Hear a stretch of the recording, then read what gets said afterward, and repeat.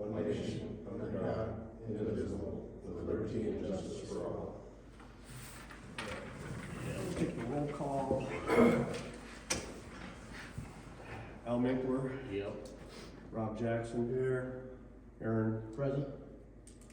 Dee. Here, present. Randy. Here. I'm here. Lana's not here yet. And Dan's on. And Dan is on. Aye. He's aye. Okay. So we'll make a note if Lana gets here what time she arrives. All right, it's gonna be a short meeting, at least a few business things to discuss. Rather than go with mayor comments, we jump into the new business insurance review. So we have Alex here, he's from West Bend, he's an insurance agent.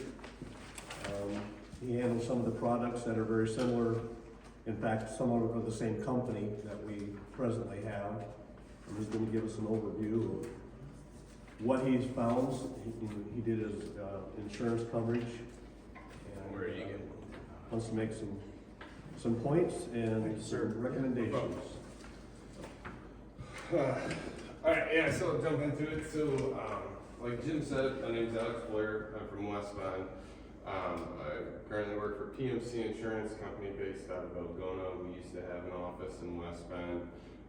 I've been there for 8 years now, and over the course of that 8 years, I've just sort of started specializing in municipal insurance.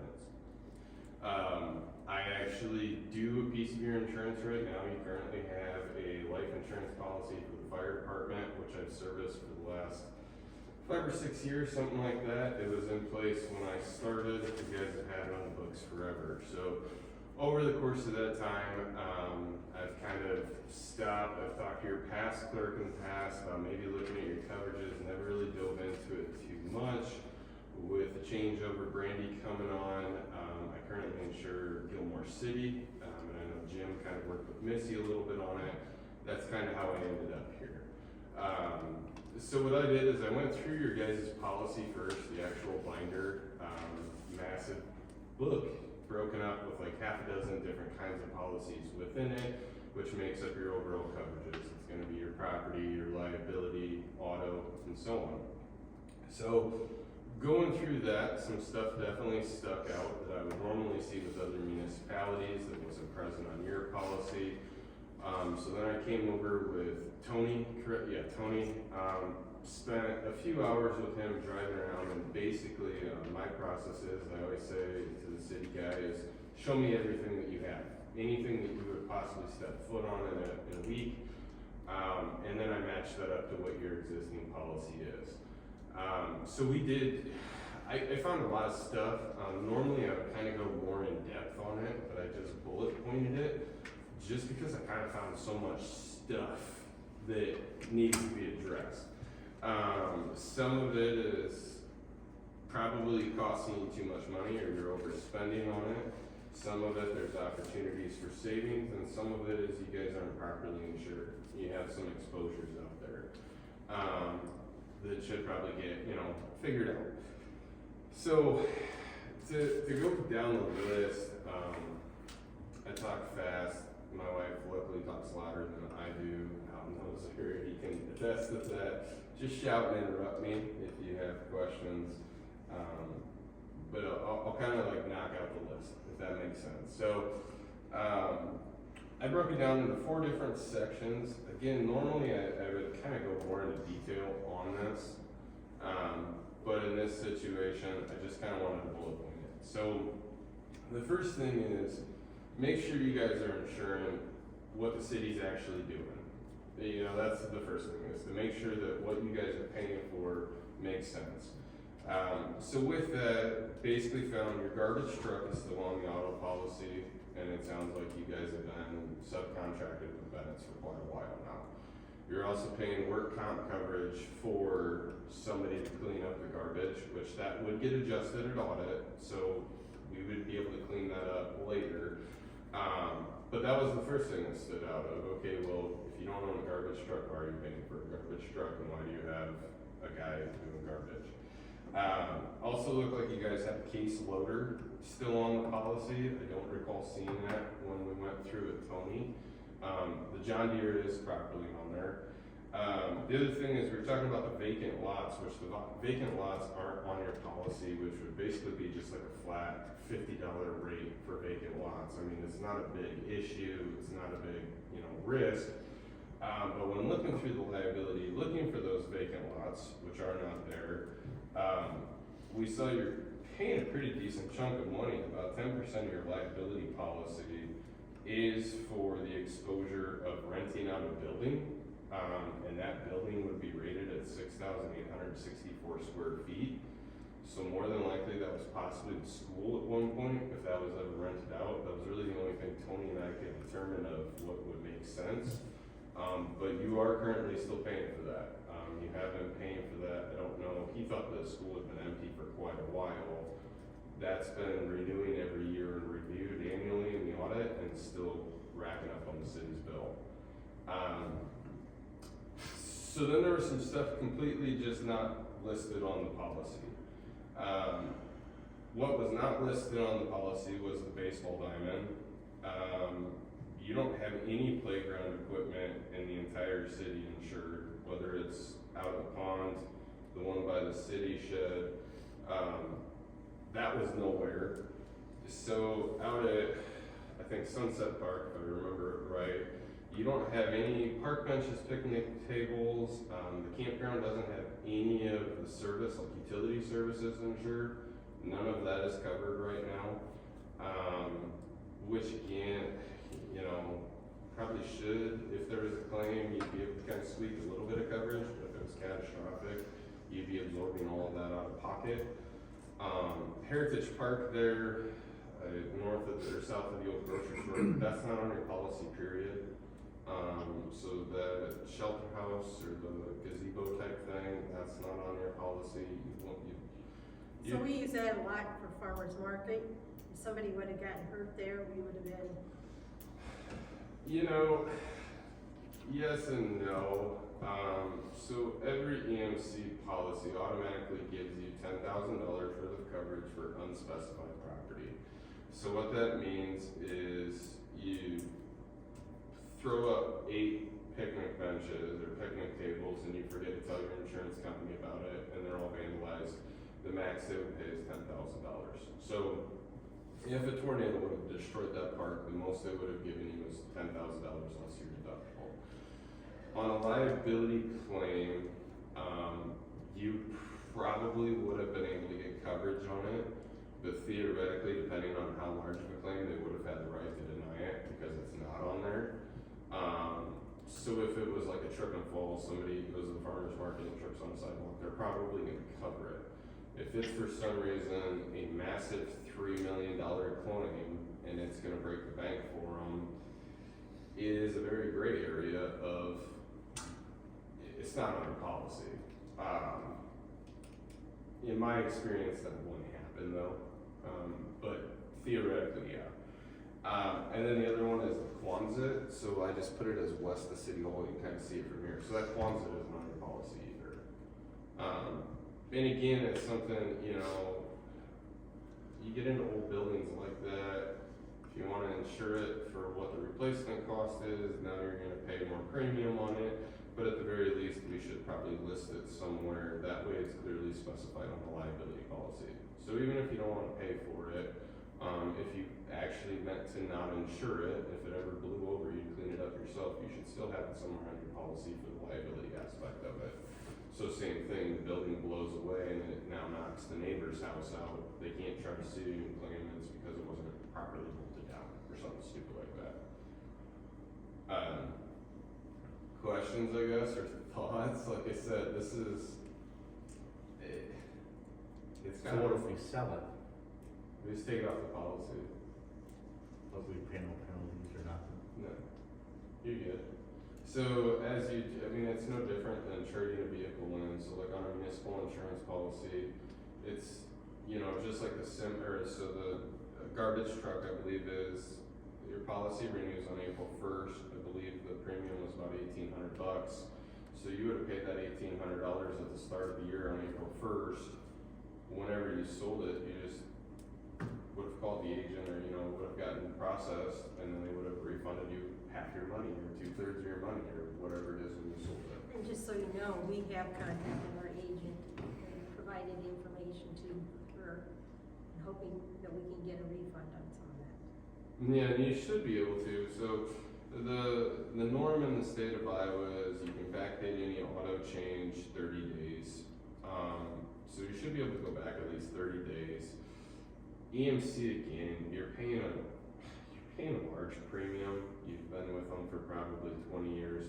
Hopefully they'll work with you. We've seen it before where if you can provide a bill of sale, so like let's say you took it to Pokey auction or something like that, and if you can provide a document proving that you sold it or transfer title, usually again they'll work with you quite a bit and be decent about it. So yeah, that's hopefully in the works of getting corrected. I did stumble across some other stuff that I would strongly recommend getting some clarification on. So you guys own the rodeo park, Tony said. I would have a conversation with the rodeo, maybe you guys already do. Figure out what their policy covers. You guys should probably still have it on your liability insurance. You should be requesting them every year to have the city of Rolfe listed on their policy as an additional named insured. And then you would want to see a copy of the policy to see, like, if you guys built the bathroom and you legally own it, are they insuring it? Do they have property coverage on it? And they built that. Okay. They built those facilities. So if all the physical items out there are theirs, then you won't have to worry about that. But you would still want to be requested every single year as their policy. You should keep a copy of their policy on hand and request them to make you an additional named insured. So what that would mean is I'm out there and I get hurt at the rodeo and I look to the Rolfe Rodeo Club. Well, my attorney is gonna go pull up the map and say, well, who owns this? And they're gonna say, well, the city of Rolfe owns it. You guys probably have a lot more money than the Rolfe Rodeo Club sitting around. So they're then gonna turn around and try to sue you as well. So in that situation, if you're listed as an additional named insured on the Rolfe Rodeo Club's policy, the Rolfe Rodeo Club is going to basically absolve you from having to worry about any of the lawsuit. They're gonna pick it up. We would still probably put it on your policy because it's gonna cost you like $20 a year to list that property out there. And then if for some reason they didn't pay their insurance or they're uninsured or something like that, you guys would be safe. I would then do the same thing with the golf course too.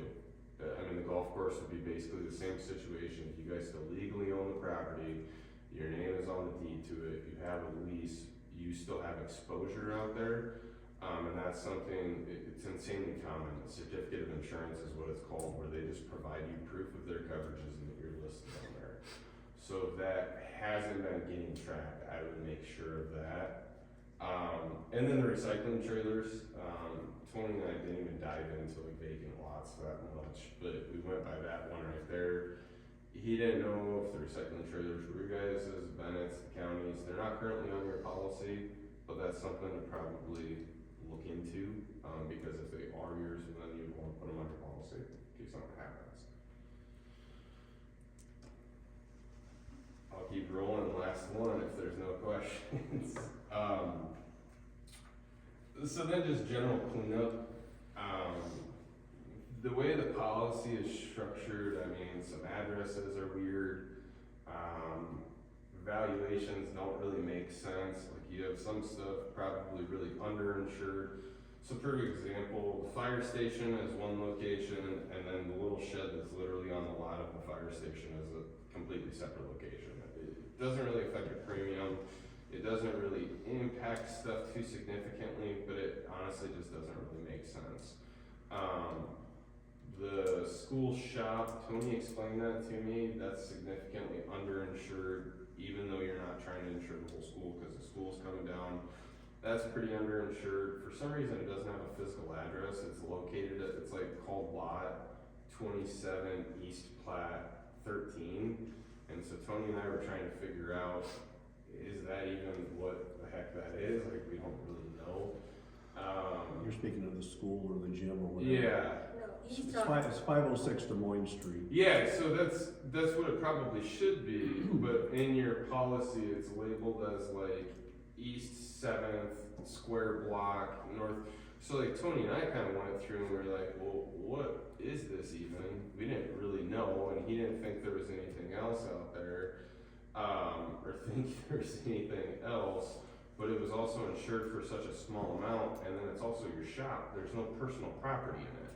So like as Tony showed me around it, you should have some sort of personal property for your tools in there, and there's no personal property coverage in there. So like I said, we still kind of a question mark of is that what that location was, and did that make sense the most? Yeah, so kind of rolling into that, you know, the shower house out at the campground, I think that's insured for $2,700. You're not gonna build a new shower house at your campground for $2,700. Some of the other stuff too was just really low like that.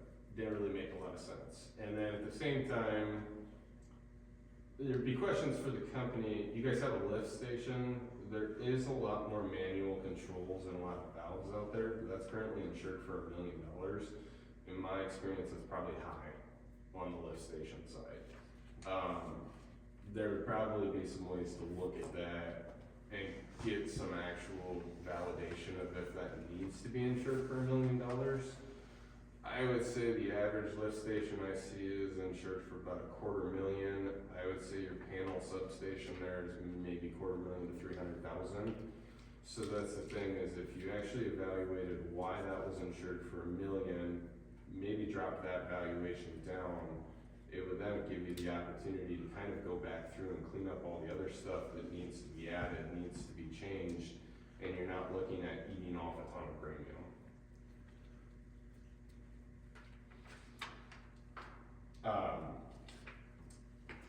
Yeah.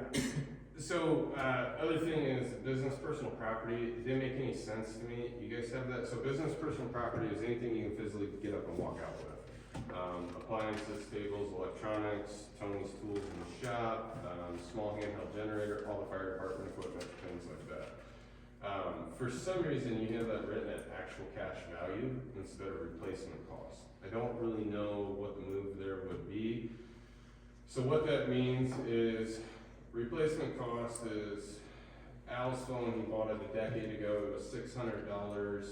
He breaks it today, they're gonna give him the most similar new phone, which is probably $1,000 phone, but they're gonna give him a brand new phone, basically. Actual cash value is, he breaks his phone, it's 10 years old, he paid $600 for it a decade ago. They're gonna come in and say, well, yeah, a new phone is $1,000, but unfortunately, you only paid $600, yours is a decade old, the average phone only lasts 12 years, so we're gonna give you $150 for it, because your phone's basically junk before it got broken. So everything the city owns for personal property is written at actual cash value for some reason. We used to see a little bit of rate change with it. It's really not that significant, so I don't know why really what the justification is. I would strongly recommend moving that to replacement cost though, even if it costs you an extra $400 a year or $500 a year. You're talking in a loss of a quickie saw on the fire station. It could be the difference between getting an $8,000 rescue saw replaced or getting $1,500 for a 10-year-old rescue saw. Or like a mobile generator. That would be a great example. A mobile generator might be $3,000 or $4,000, and that actual cash value, if it's a decade old, you might only get $500 to $1,000.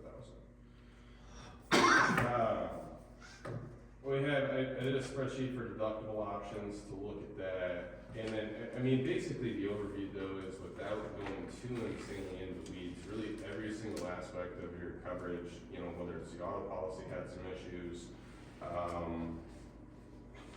every single policy there kind of had some issues. And honestly, I didn't even touch on probably 10 of them because they're so minor and stupid. It's not huge cost savings things, but like it doesn't really make sense if that's the way it is. So. Inland marine, what does that include? So inland marine is gonna be anything that's specified out. So and again, like your inland marine has some issues with it. Inland marine is nice because typically you can put a lower deductible. So like right now, your policy deductible is $2,500. In inland marine, you can typically list out stuff at a cheaper deductible, like maybe $250 or $500. The difference is you have to have a stated amount on it. So let's say you have actual cash value on your property, but you're really worried about this one piece of computer equipment getting replaced. So you put a $250 deductible on it, and you say it's worth $2,500.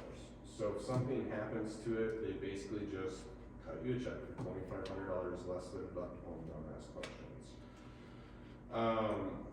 A lot of the stuff that you have on yours can get eliminated.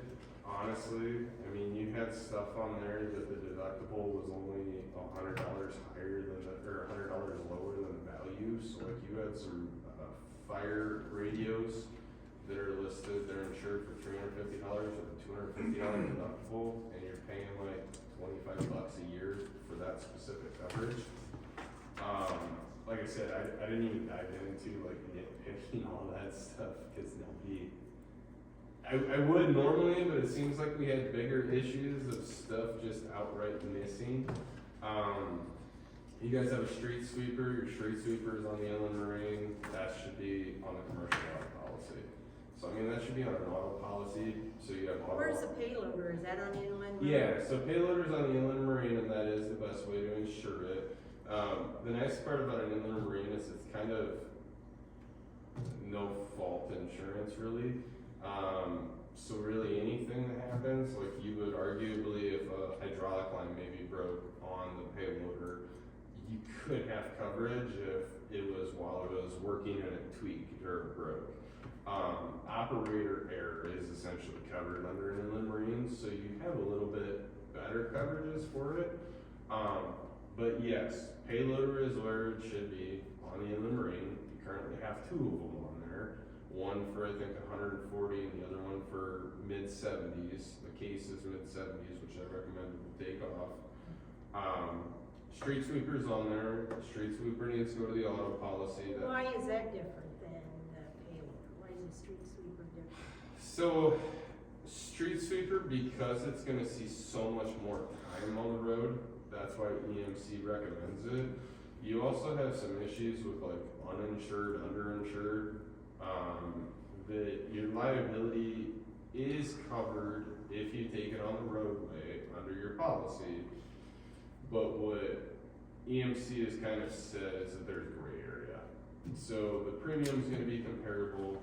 You have actual cash value on your street sweeper, so it would be the same coverages as it would be on the auto policy.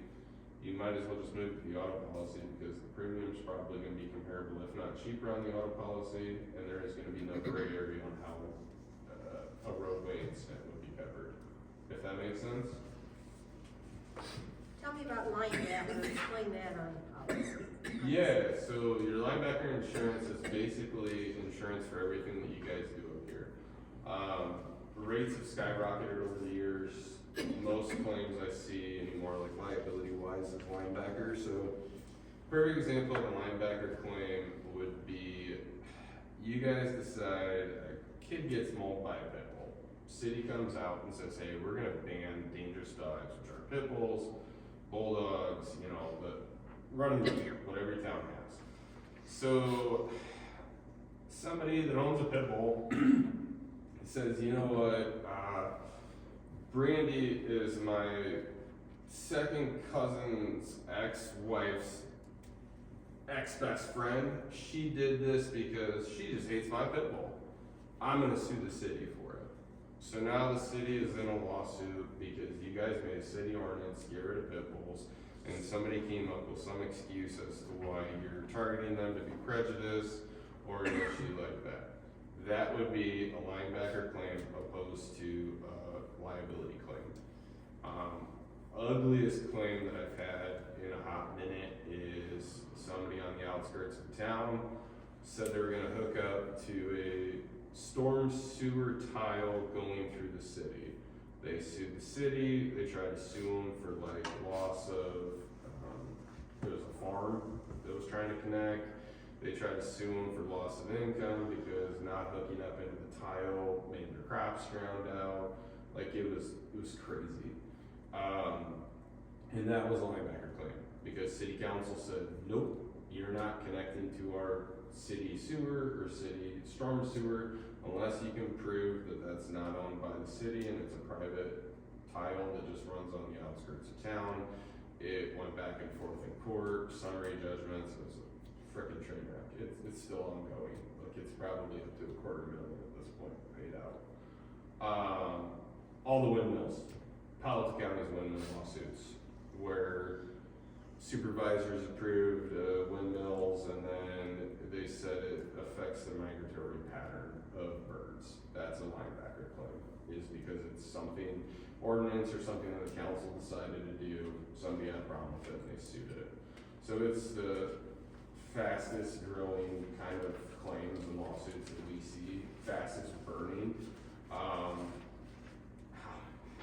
I joked I was fine with it being on camera, but my thing is too many people move to town with money to retire, and it's really easy to start a lawsuit right now. And that's why linebacker claims are just skyrocketing. I've made that joke before, throwing farmers under the bus. I'll come back and get you. But that's honestly what it is it's too easy to sue a municipality. There's too many frivolous lawsuits, and the defense just racks up so insanely quick. So yeah, your premium, I would say, is on a bit of the high side from what I've seen, but also that's why they continue to skyrocket, is because we keep seeing claims left and right on it. So what would it take to get ours where it needs to be? So, You don't charge by the hours, so we're good there. That's Saturday, Sunday, you can tell me to buzz off for all I care, I'm fine with it. I like council meetings because I don't have to worry about making supper for the kids, it's my wife's problem, so like, we gotta make this last a little bit longer. Also another comment that's gonna burn me, she sees that, so on the very last page, there's a breakdown of what is called an agent of record change. So this is probably the most confusing part that I deal with when working with municipalities. So the problem with EMC insurance, so you guys are currently insured by EMC Insurance, which is the Iowa Association of Municipal Utilities Program. That is the company that I work with the most. I do have some municipalities insured with ICAP, which is Iowa Communities Insurance Pool. In your situation, I like EMC. I think EMC is a great fit for you guys. Again, on the record, I lean more towards EMC policies. So I would not move it. The bad part is EMC will only let one agent basically work on your policy at a time. So what that means is you would essentially have to sign a piece of paper that says, hey, EMC Insurance, we want Alex Blair to work on our policy and clean this up for us. So the bad part of this is if you sign it, I send it to EMC, EMC is gonna turn around and tell your agent immediately, hey, you're not the agent anymore, it's Alex Blair. Sometimes, I had one last year, it was that guy lost his mind. Other times they kinda know what's coming. The way it sounds, maybe you guys have had some discussions on are we good with where we are, kind of started that process. But yeah, basically you have to sign a piece of paper that says Alex Boyer is gonna be our agent. They'll notify your existing agent. After 10 days, EMC can work with me on your policy. I then have to submit all new applications. It's really gonna be based off of what's already here, what Tony and I have found. Essentially about 50 pages of paperwork to go through. And I give that to the company. The company then reviews it. We usually in this situation, there's gonna be a lot of back and forth between the company and I because they're gonna say, where'd this they're gonna ask some questions as things come back quite a bit differently. And then we would have a new premium generated. The thing I would say there is EMC is not a qualifier and moving super duper fast. that whole process would take a 10-day wait from the time of the agent of record. That 10 days would give me the opportunity to work with Brandy and Dee. If there's any information I need for the applications, we submit it. Then there's probably a couple weeks of EMC putting the numbers together and working on their end, realistically. But that's how the process would go. And like I said, it's just kind of what I've seen is more and more, some agents don't care and other agents get pretty touchy when they get the notification that they're no longer handling the city's policy. The thing with that though is you can sign the piece of paper and move it right back to them. So let's say 4 weeks from now, you're like, man, I hate that Alex Blair guy. We definitely don't want to work with him. You fill out a new piece of paper and move it right back to whoever your existing agent is. They would give her credit of whatever had been worked on. It would revert back to your old policy. I mean, you can make all these changes on your policy technically right now, even before renewal. I mean, that's your policy. You can do this stuff whenever. But yeah, that's how the process works. Does that make sense? Like I said, I see that being like the muddiest thing that I've had to work through lately. Just because it is, like, people don't understand, well, why can't you just quote it while the other agents may be working on it or something like that? And it really, they keep it so it shuts the door on it, which is a bit challenging, I understand. Given all the things that you've looked at, and I know you haven't gotten into the weeds on numbers and anything, but just from your professional experience, the things we didn't have covered, the things that are covered too high, where do you guess, and I'm even gonna say guess, that we'd come out in terms of premiums when it's all said and done and we're properly insured? Do you think we'd be a lot higher, a lot lower, somewhere in between, close to where we're at? Oh, I gotta do this on camera too, this is brutal. That's why I said guess. No, I guess you haven't so- gotten into the numbers. What I would say is any savings, best way to make your policy cheaper is basically trading off on coverages. So there's a couple things that I see where you could up your deductible. You could add a deductible. Right now you have a $1,500 deductible to your linebacker. You can move it to $5,000. That's gonna take a little bit of money off that. I have a spreadsheet that will run through. I would consider a $5,000 deductible. Right now you're at a $2,500. I'll show you why that makes sense. You're also gonna have some premium savings. Your rate also seems a little bit high. So if I had access to get into the policy, I would see what your rates are or what you've had for losses in the past. And then I would argue that your rate is a little bit high. Your linebacker is a little bit high too. So I don't know if you've had a loss there in the past or if there was something that went down. Your linebacker seems a bit high to me.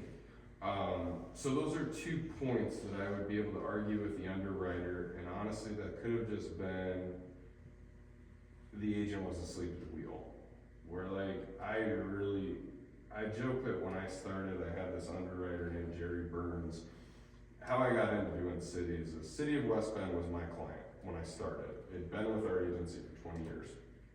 And I kind of had 2 options. I could either half-ass my way through it, and hopefully they didn't move their insurance, or I could actually understand how to insure a city and do a good job. I had a couple council members down there that I know my whole life, they weren't gonna let me half-ass it. Like, there was no option. I asked more stupid questions to EMC with like no shame whatsoever to try to figure this stuff out. And I joke that guy that I first worked with now works on Eastern Iowa, because I think he wanted it as far away from me as possible. So I see this sometimes where if you don't have an agent that's diligently asking questions, annoying them, why is this happening, why is this the rate? I think you might have some wiggle room to just outright try to negotiate your rate of insurance down on your property, which could save some money. Same with the linebacker. You have too much stuff on your inland marine that you're charged by how many dollars is insured on your inland marine generates your premium. If we get stuff off your inland marine, that's money right off the top. The other thing is just by cleaning up the garbage truck, which isn't I have nothing to do with that, but taking the garbage truck and taking the work comp exposure off your policy, that's gonna be $2,000 right off the top. You know, again, that has nothing to do with it. As much as I'd love to be like, hey, it saved you $2,000, that's just literally cleaning up your guys' exposures. With that being said, in a perfect world, if I could come back with a premium comparable to what you guys are at right now, I would feel pretty happy with that, if that makes sense. Whereas most people right now are budgeting for a 15% rate increase. So if we can make enough changes to your policy that offset your policy, that the premium really kind of remains flat from one year to the other, in my opinion, I would think that that's a success. Any rate increase that is under 5% overall, I would also think is probably a success, because then you're not pacing as fast as everybody else. Does that make sense? Yeah. Yeah. Really, your best opportunity to save money is clean up the work comp. So how work comp policy goes is, we don't care what budget the guys like Tony's payroll comes out of. Work comp cares about what Tony actually does on a day-to-day basis. So every single thing that he does has a rate assigned to it. Like, so garbage is the most expensive work comp rate, followed by road construction and repair. And you guys have probably a fourth, if not half of Tony's salary in those two. So just cleaning that stuff up is gonna drop your work comp policy down a ton. You know what I mean? So we're gonna be able to chip away a few thousand here, a few thousand there. We're gonna then turn around and add more back on there. But I would hope we can finagle it at a pace where it's relatively balanced. Is that, Yep. that answer? That it? answers my question, yeah. Yeah. So then the other thing, I mean, if we're still, if nobody's got out and stormed out yet, deductible. Right now you're at a 2,500. So if you look at there's a spreadsheet that's got some colors to it. It's the City of Rolfe deductible breakdown. So most losses that I see are wind hail. I mean, wind hail still kills everybody. You're at a 1% wind hail deductible. So if it's a kitchen fire back there, it's $2,500 deductible to fix your kitchen. If it's wind hail, that's 1% of whatever your building is insured for. So like this building is insured for 1.3 million.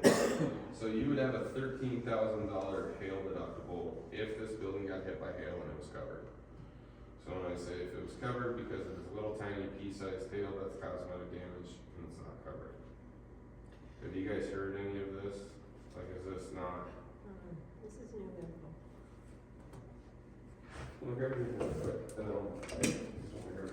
Okay, so 2022. EMC is getting pummeled by hail like everybody else in Horatio.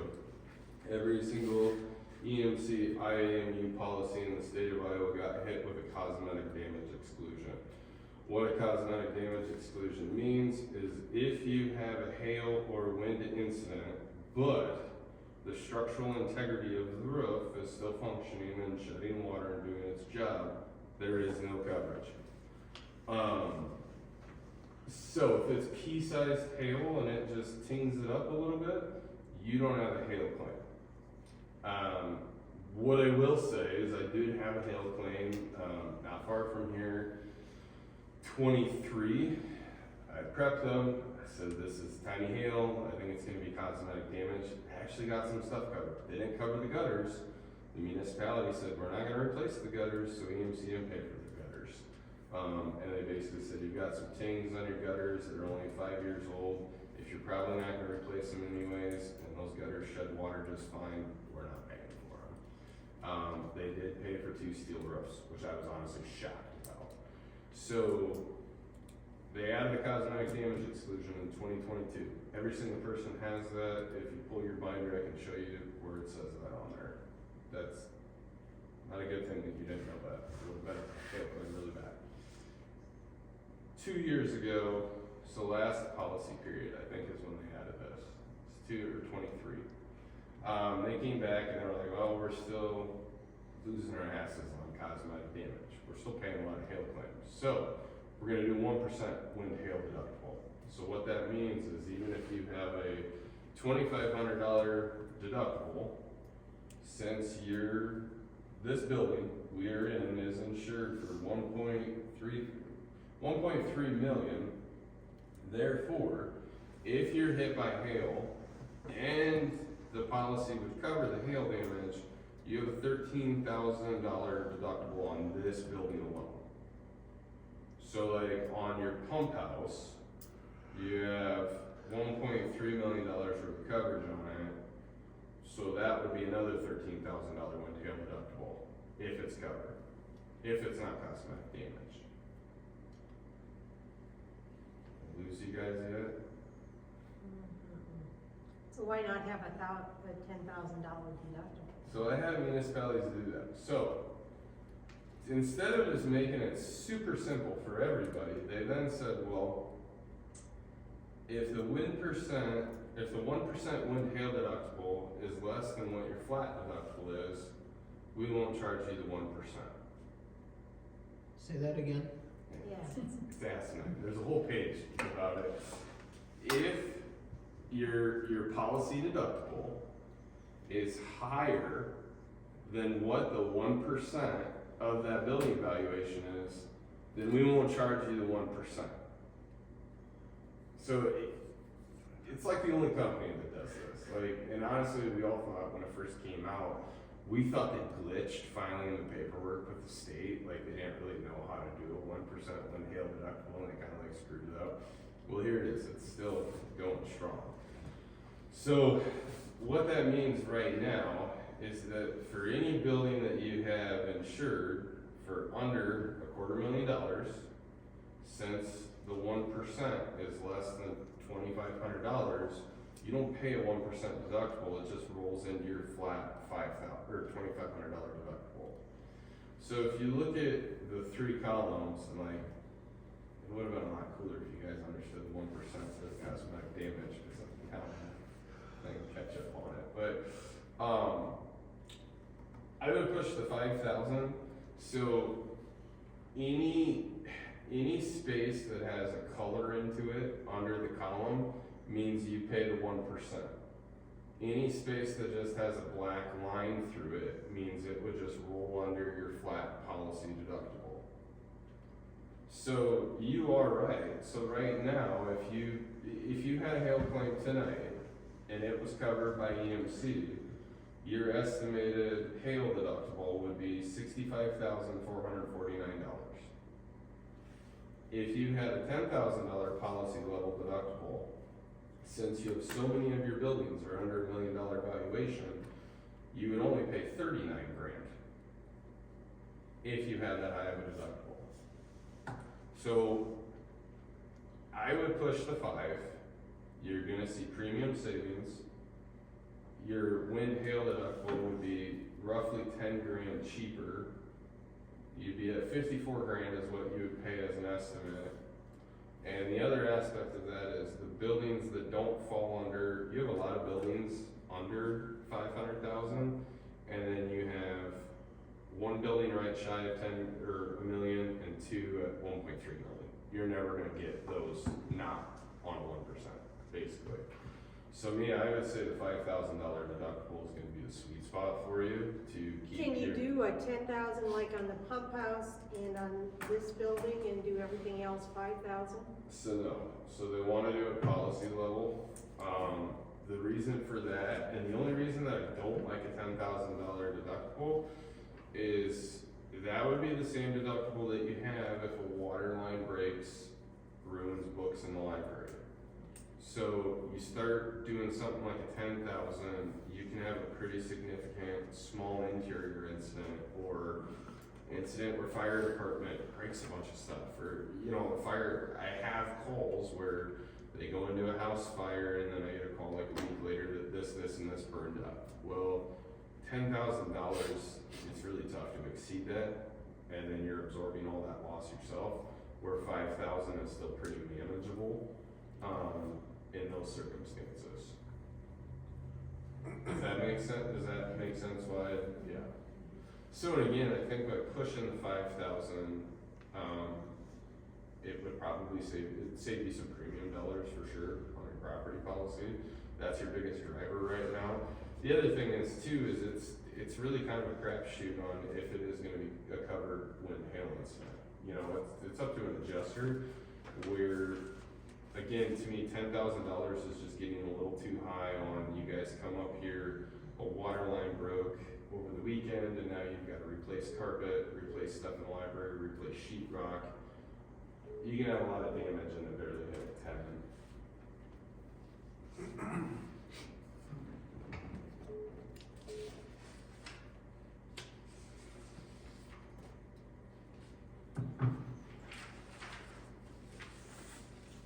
So, questions, I guess? And then the last two, there's two other spreadsheets. The one says red example at it, you don't have to look at it. So this is how I do my renewals every year. So I try to go to every council meeting at renewal. Like I kind of explained to Brandy and Dee, I try to pop in the city office every few months, just kind of see what's going on, if they have any issues. Honestly, I like to get out and about. It's literally the job, so it works out great. At renewal, I put everything into two spreadsheets. These are two examples from other cities that I used. I think last year's renewal and the prior year. That way, I promise you shouldn't have to listen to me babble for another hour ever again for a really long time. But yeah, basically, I look at running, break down every policy. So you've got your commercial property, inland marine, general liability compared to the prior years. Try to break down, okay, if there was a big change, can we justify it? Like, I've seen auto policies. How I started doing this is like one auto policy skyrocketed and the city council member freaked out, and I was kind of caught off guard for a second. I'm like, well, yeah, we added 3 trucks last year. So when you start looking at that stuff, well, like, obviously your auto policy is gonna go up because you added stuff. So it works great for me to break it down that way, and it's a really clear, easy way for you guys to look at it without, again, having to go through the entire book, but understand what's going on.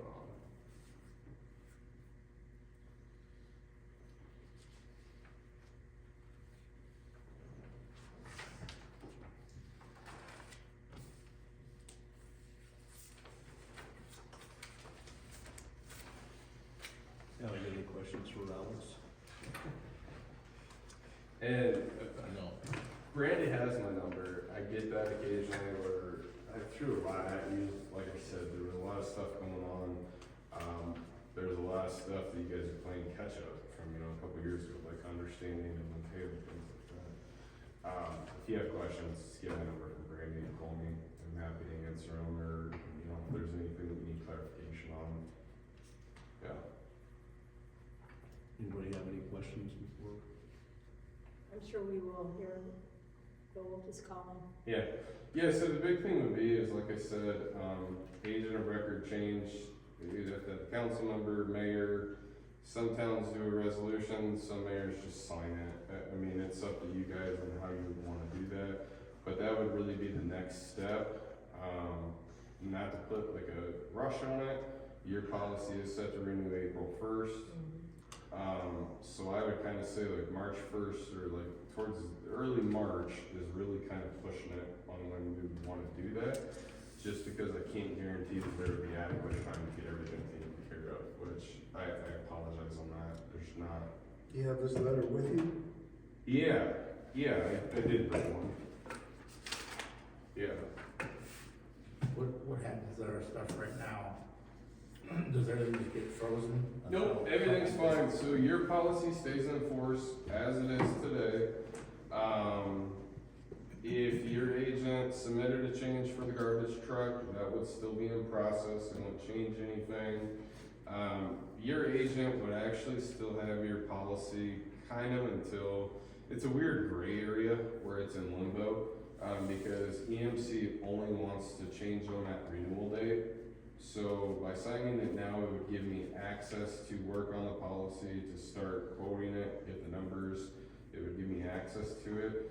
If you bought and sold the truck tomorrow, you could probably still call your existing agent and submit it, or I can submit it for you and make that change. So it really doesn't affect anything. Who is our existing agent right now? Western Insurance at UBI. So we're right across the street. All right, well, thank you, Alex, for your Yeah, insight on that. yeah, We really appreciate the work you put into this. yeah, if you guys have any questions or issues or anything like that, let me know. If you got that sheet, that letter, Yeah, just leave that, we have Al pass that down to us. yeah. Yeah, so you just have to sign at the bottom, and then like I said, to move forward with it, let me know, and, yeah. Thank you, sir. Yeah, no problem, sorry, I threw a lot at you guys. All night insurance stuff, so. Thank you much, I appreciate it. Drive safely. Yes, thank you. Right.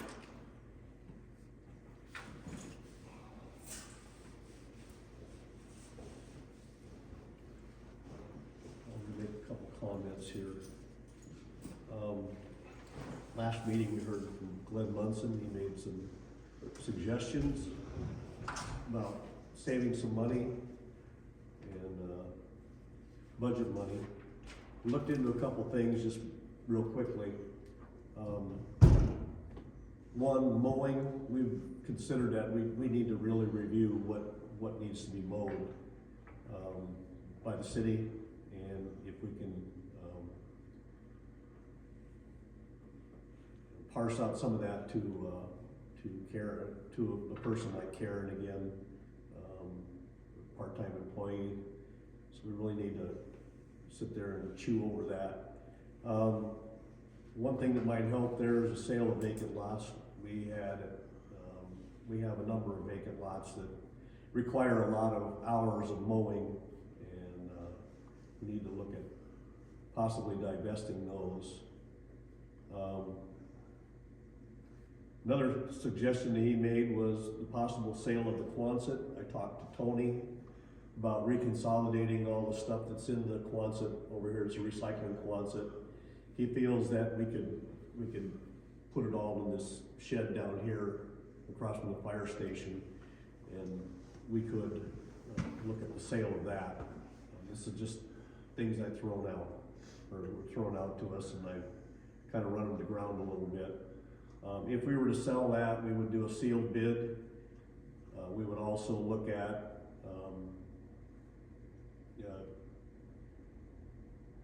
the right to not accept any bid, any and all bids. And we would probably look at placing a minimum value on that building. I can't see letting it go for a sealed bid of $500 or something like that. So those are just things to look at going down the road. Another thing that popped up here in the last week is the Gerdeman House on Elm Street. Apparently somebody put a tax sale certificate in on it, never followed up with the paperwork, so that building can be gotten through an abandoned building process. I don't know if the city wants to go there or not. I talked to Al Brandhoy to demolish that house. It's probably gonna be up around 10 grand. But we could go through that process if people think that, well, I don't know what's gonna happen to this property. It's just sitting there falling apart. And it's just a piece of junk. And the family is not gonna do anything with it. And Yeah. so, this would be the Gerdeman House on Elm Street, down, past the railroad tracks. Big white house that was for sale for $8,000 that Yep. nobody wanted to get bid on. So that's a possibility, and people, we can discuss this further. There's no decision that needs to be made tonight. Talked to our attorney. There are a couple of appeals that were made on these nuisance abatement cases. So those will be going forward roughly I believe it's the 11th of March. And it's a really quick process, 10 minutes for each side. Judge makes his decision. So we'll wait and see how that works out. Have a handful more of hearings that are coming down the road.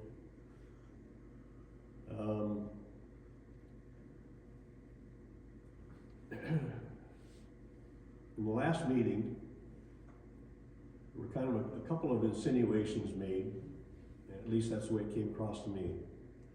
One was on the solid waste contract, that we were being gouged. And that's not true. There were other insinuations that go along with that.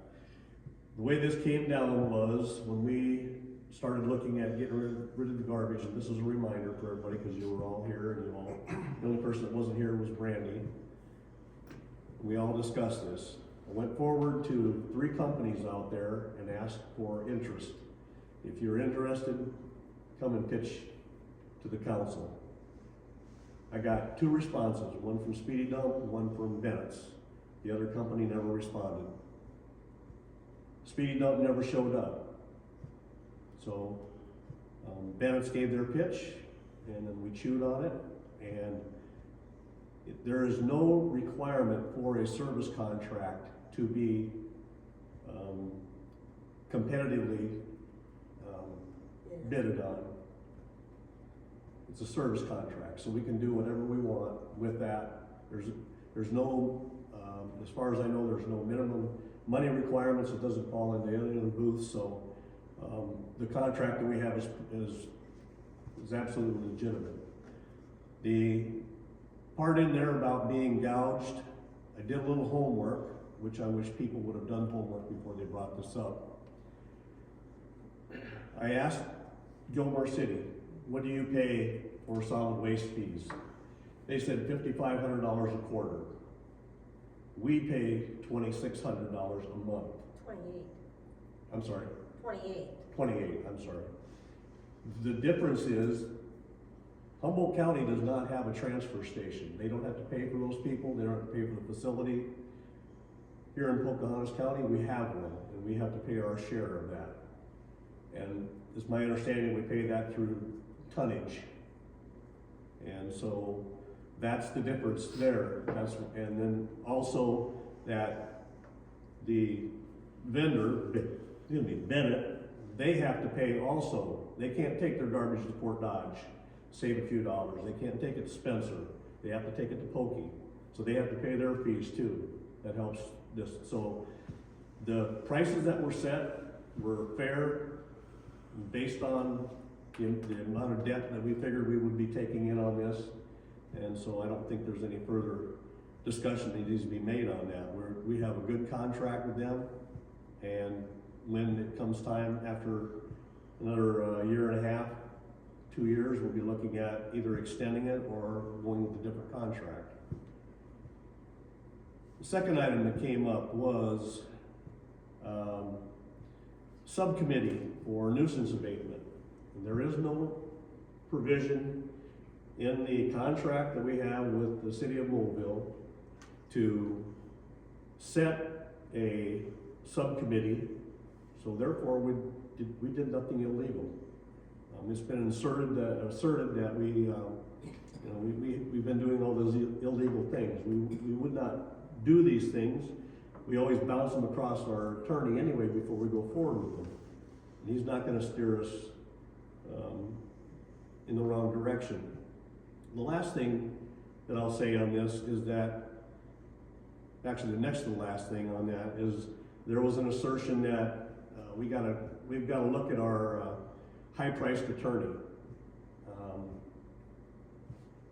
And I just find that just a dumb comment.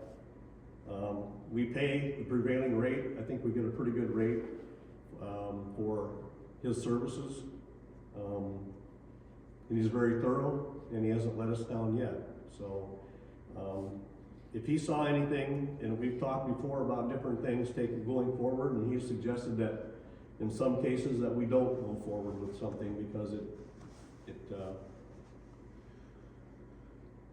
may not be in our best interests. And I've suggested to him things, he's suggested to me things, and so we go down that road. as the mayor, I'm the person that deals with him. If there's questions about his performance or things that he does or with the city of Mobile, you know, I'm around. Bring them to me. We don't need to have a explosive situation pop up at the 11th hour. I mean, these things rarely happen that require an answer 5 minutes after they come up. Usually they've been chewed on and talked about for days. So let's do a little more informal discussions on these things. With that, we looked at, because of this situation that popped up and because there were some questions about how things were conducted, it's really time that we relook at the ethics pledge that we signed before. I mean, it's pretty clear. We're supposed to work together. We're not supposed to cut each other out with the knees. And I'm ad-libbing here. And treat each other with respect. There's really only two people that can speak for the city officially. If you're being interviewed or something like that, you can say, well, these are my personal opinions. I don't speak for the city. And the mayor and a city manager, or in this case, a city clerk, are the only people that can actually speak for the city on any position in an official capacity.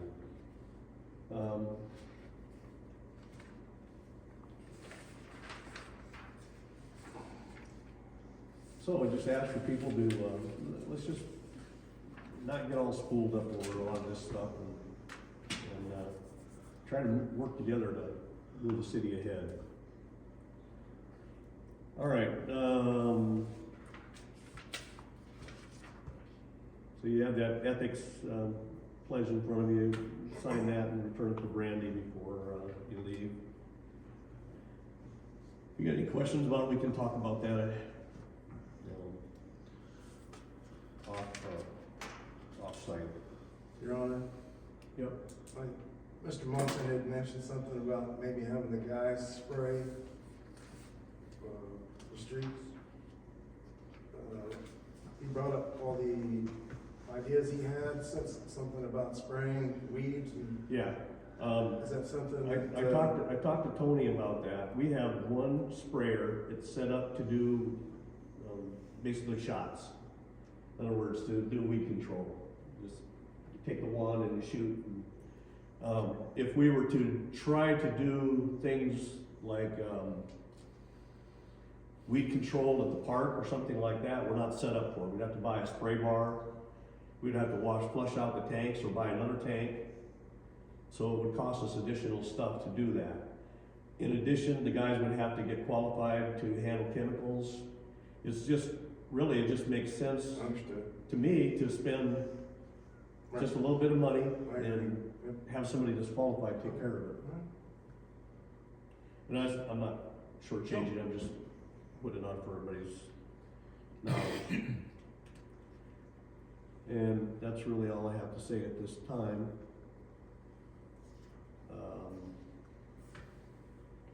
So the next thing is the budget workshop.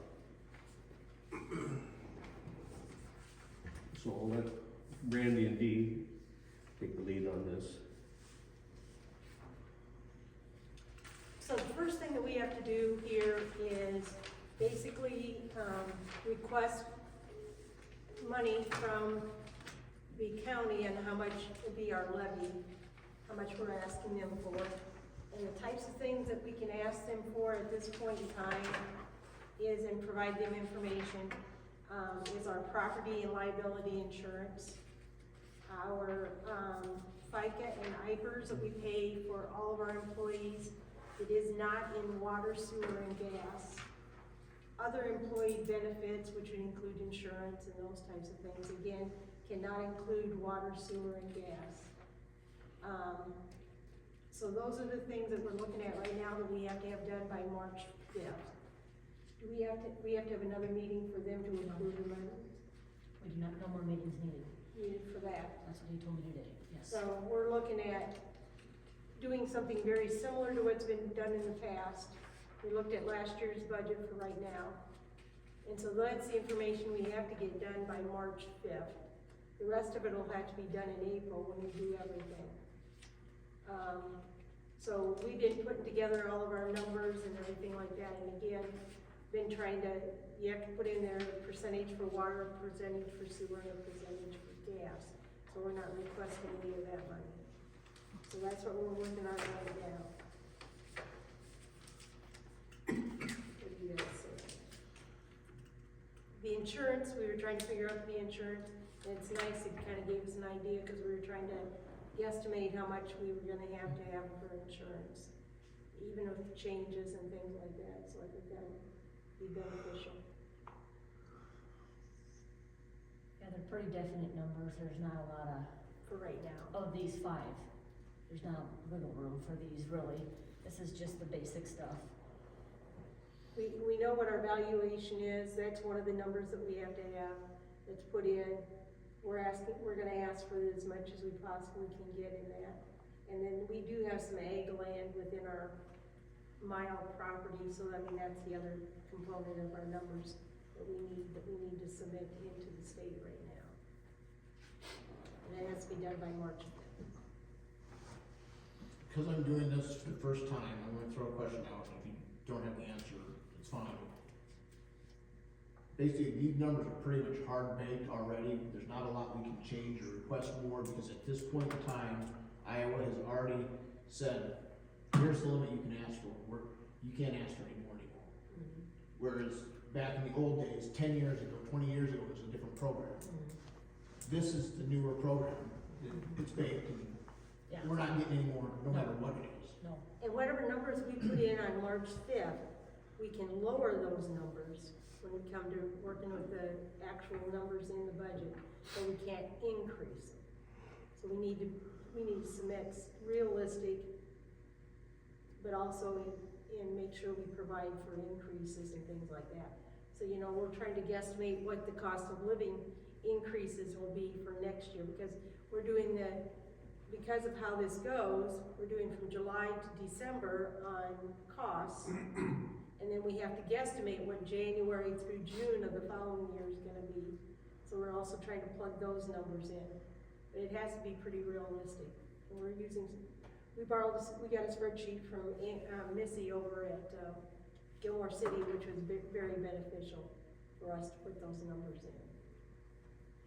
And for us to see the actual amount that we're paying out for payroll taxes, which includes, you know, FICA and IPERS and everything else, and so.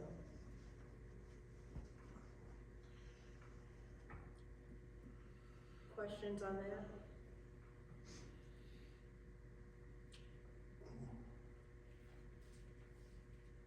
Yeah, you got anything? Nope. Dan, you got anything? I do think we have to talk about insurance, like he said, in a timely fashion, because ours is, not that you need to make that decision tonight, but I think we need to make a decision within a week's time of what you want us to proceed with. And you need to think about it, but I Just- think, yeah. I was gonna say, just for background, I did go talk to our current agent probably 6 months ago and asked for them to look over the policies and make sure that we have the proper coverages and things like that, and I was told that they did, and there was no major changes that needed to be made. We hear something a little bit different here tonight, so. And he gave us some pretty concrete things that need to be changed, like we don't have any coverage for our playground equipment for our kids. Yeah. A kid goes down, we're gonna get sued sure to.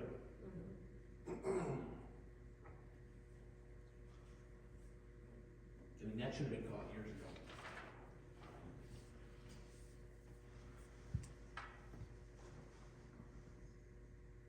All right, well, if there's no questions or, Dan, do you have any questions? I don't, but I would like to thank Jim for handling the whole situation like he did. all right. Well, if there's nothing else, then we'll go ahead and have a motion to adjourn. So moved. Okay, we have a Second. motion from Aaron, Do I have a second? Rob seconds it. No discussion. All in favor? Aye. So we're 6:40. See ya. Thank you for coming. Thanks. Dan, we'll scan these things for the insurance and send that to you. Oh, we'll do it. We'll scan those